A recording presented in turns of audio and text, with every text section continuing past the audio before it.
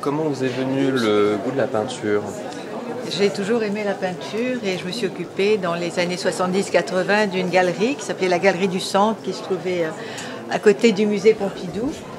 Et j'ai exposé Lanskoy, Poliakov, Hartung, tous les peintres abstraits de la Nouvelle École de Paris.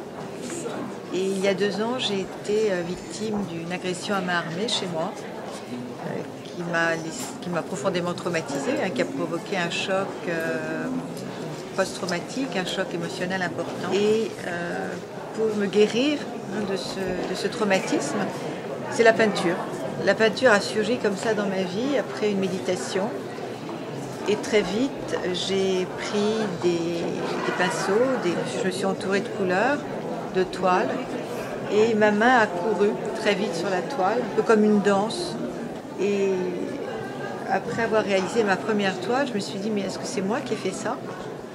Et j'avais l'impression que ma main était totalement guidée. Et en fait, j'ai transformé positivement cet accident, cette agression, en une expérience positive. C'est-à-dire que si je n'avais pas été agressée, en fait, la peinture n'aurait pas surgi dans ma vie. Et je crois que chaque événement négatif, difficile, finalement, est une source d'enseignement qui nous permet d'aller plus loin et d'évoluer sur notre chemin. Donc finalement, ça a été positif. Comment avez-vous appris à peindre? En fait, je n'ai jamais appris à peindre, je suis autodidacte et ce que j'enseigne aussi aux personnes qui suivent mes ateliers, puisque j'anime des ateliers autour de création et intuition, c'est se mettre dans un état méditatif, dans un état de vacuité. Et à ce moment-là, quand on est dans cet état de réceptivité, on est accessible à cette inspiration qui vient de loin. Ma peinture, je la qualifierais de peinture médiumnique, de peinture spirituelle entre guillemets.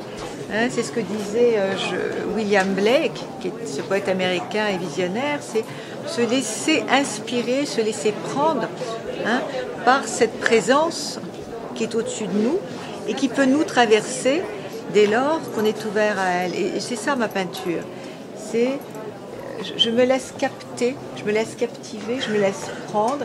Et à ce moment-là, mon être, mon corps deviennent un canal d'expression.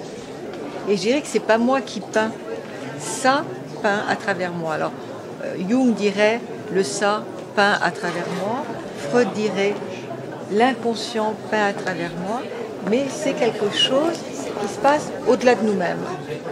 Donc pourquoi Sitara?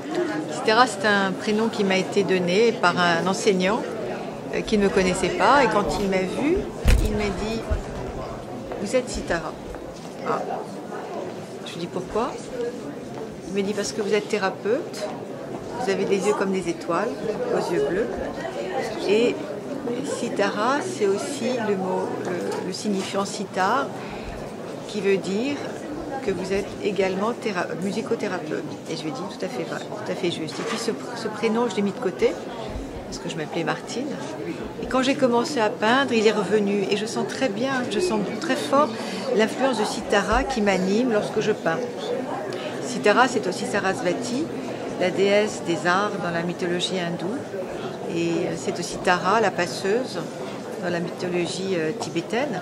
Et je me sens dans cette énergie multiple, en fait, de la créatrice et également de la passeuse. Et est-ce que l'art, c'est pas non plus une passerelle qui nous emmène vers d'autres univers, vers d'autres mondes, vers d'autres territoires? Et l'artiste, c'est un passeur.